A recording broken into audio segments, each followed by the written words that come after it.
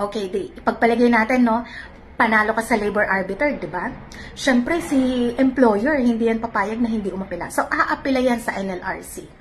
Nung umapila siya sa NLRC, di ba, immediately executory yung nature ng decision ni labor arbiter. Ang ibig sabihin nito, kapag nanalo ka sa level pa lang ni labor arbiter, kailangan kang i-reinstate agad, okay, ni employer, ibalik ka doon sa dati mong pwesto. Ngayon, since aapila naman si employer, anong mangyayari kapag binaliktad ng NLRC yung desisyon ni labor arbiter? So kung kay labor arbiter, panalo ka, na ibalik ka sa pwesto, pagdating kay NLRC, talo ka, sinabi ni NLRC na, oh, validly dismissed ka. So hindi kailangan ibalik ka sa, kasi valid yung pagtanggal sa'yo, di ba?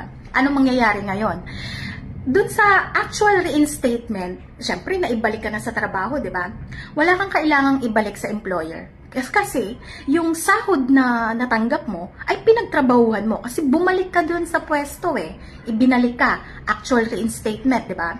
So sumahod ka pero nagtrabaho ka. Wala kang kailangang ibalik.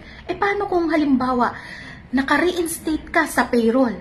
Sumahod ka pero wala ka namang ginawang trabaho. Tapos pagdating sa NLRC, talo ka. Ikaw na employee, talo ka. Ibabalik mo ba lahat ng sahod na natanggap mo na hindi mo pinagtrabahuhan and eventually natalo ka sa apela sa NLRC?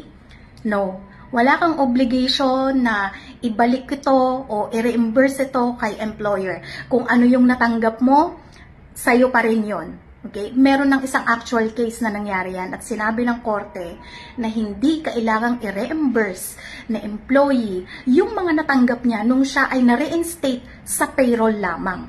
Okay? Kasi nga, ganun yung policy ng immediately executory nature ng decision ni labor arbiter. Kasi kung ibabalik niya yung mga natanggap niyang sahod under payroll reinstatement, di nawalan ng kwenta, nawalan ng silbi yung desisyon ni labor arbiter na kung saan kailangang i-execute agad yung desisyon ni labor arbiter.